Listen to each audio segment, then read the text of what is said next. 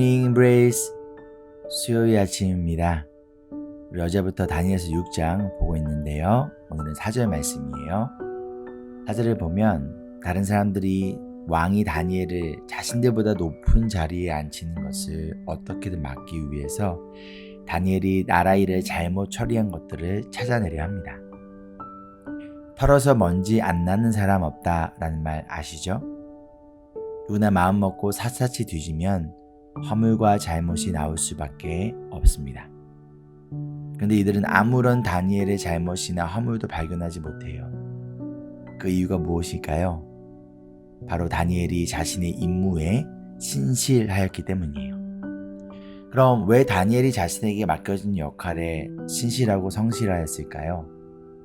그 이유는 이 일이 바로 하나님이 나에게 맡기신 사명이라고 생각했기 때문이 아닐까요?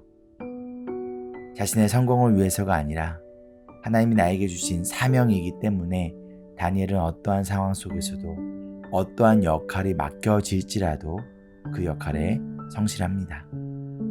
다니엘의 주인은 느부갓네살도 벨사살도 그리고 다리우스도 아닌 바로 하나님 한 분이시기 때문이에요. 마태복음 25장 14절로 30절의 말씀을 보면 예수님께서 달란트 비유를 하세요.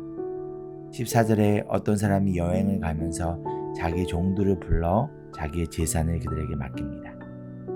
근데 여기서 종이란 단어가 원어로는 둘로스인데요. 당시 종은 두 종류의 종이 있었어요. 노예와 일꾼이에요. 노예는 소유된 존재이고 일꾼은 고용된 존재예요. 여러분 이 둘의 차이를 아시겠죠? 그런데 이 말씀에 나오는 종은 노예예요. 이 뜻은 나는 아무런 존재도 아닙니다 라는 의미를 가지고 있습니다. 그럼 이 말씀에서 누가 누구에게 무엇을 맡겼나요?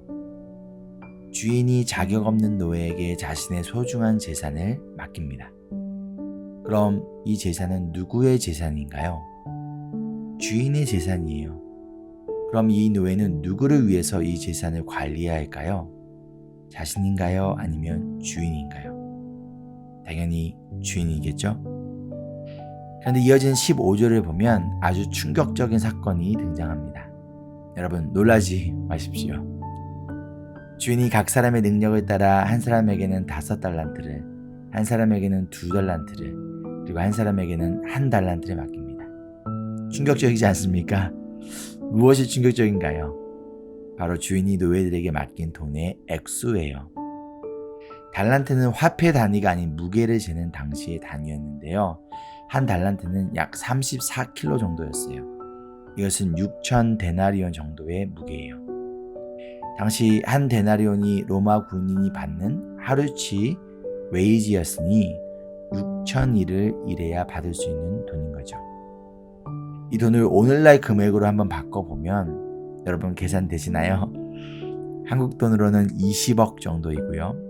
호주 달러로는 2.5 밀리언이 넘는 돈이에요. 그럼 지금 가장 많이 받은 사람이 5달란트니까 한국 돈으로 100억. 얼마요? 100억. 그리고 호주 달러는 12 millions가 되는 엄청난 돈입니다. 그런데 이 돈을 누구에게 맡겼나요? 전문 회계사일까요? 펀드 매니저인가요? 당시 일꾼들 중에 회계사가 있었다고 합니다. 그런데 이 돈을 회계사가 아니라 노예들에게 지금 맡기고 있어요. 왜일까요? 아마 이 비유를 들었던 유대인들은 엄청난 충격을 받았을 거예요. 지금 제정신이야? 어떻게 노예들에게 이러한 큰 돈을 맡겨? 세상에 과연 이러한 주인이 어디 있어? 이 주인은 자격 없는 노예들에게 자신의 소중한 돈을 맡기는 주인이었어요. 그럼 과연 이 주인이 왜 이 돈을 맡겼을까요? 노예들이 이 돈을 가지고 더 많은 돈을 만들어낼 것이라는 믿음과 신뢰가 있었기 때문인가요? 이들은 전혀 신뢰할 수 있는 대상이 아니에요. 전혀 능력도 자격도 안 되는 사람들이에요. 그런데 왜 주인이 이 돈을 맡겼나요? 자격이 없고 신뢰받지 못할 사람임에도 불구하고 사랑하고 믿고 때문에 맡겨진 거예요. 그리고 손해를 보아도 괜찮다는 마음으로 이 돈을 맡긴 거예요. 주인이 이 돈을 맡기면서 어떠한 조건도 컨디션도 말하지 않습니다. 이 돈을 더블로 만들려고 하지 않아요. 만약 손해를 보면 벌을 내리겠다라고 하지 않았어요. 아무 조건 없이 이 돈을 그냥 맡겨요. 그럼 이 돈을 받았을 때 이들의 마음은 어땠을까요? 아무런 자격 없는 나를 주인이 이 정도로 사랑하고 믿어주시다니. 그래, 내가 비록 부족하지만 최선을 다해야지, 주인을 기쁘게 해야지. 이러한 마음을 갖는 것이 당연한 것 아닌가요? 자격 없는 노예인 나에게 주인의 재산을 믿고 맡겨주신 그 은혜와 사랑에 대한 반응. 그것이 바로 성실, 신실, 그리고 faithfulness입니다. 주인을 위해 기쁨으로 맡겨진 것을 최선을 다해 감당한 이 두 명의 노예에게 주인이 이렇게 말해요. 마태복음 25장 23절입니다. 잘했다, 착하고 신실한 종아. 내가 적은 일에 신실하였으니 이제 내가 많은 일을 너에게 맡기겠다. 와서 주인과 함께 기쁨을 누려라.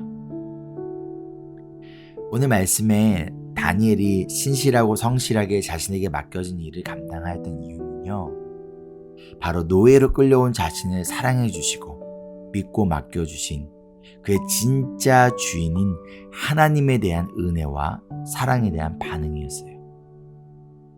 여러분 어떠하십니까? 성실하신가요? 신실하신가요? 잘하고 못하가의 문제가 아니라 성실한가 아니면 불성실한가의 문제예요.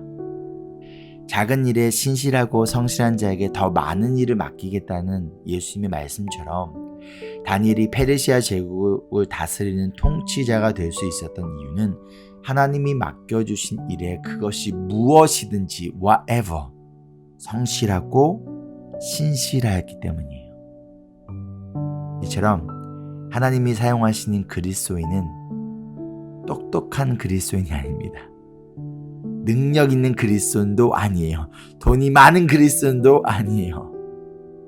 바로 나에게 주어진 역할에 그것이 무엇이든지 우리에게 사랑과 은혜를 베풀어 주신 우리 하나님과 예수님을 사랑하는 그 마음으로 성실하게 그 역할을 감당하는 주님의 자녀들을, 그리스도인들을, 예수님의 제자들을 주님께서 칭찬하시고 더 많은 일들을 맡기십니다.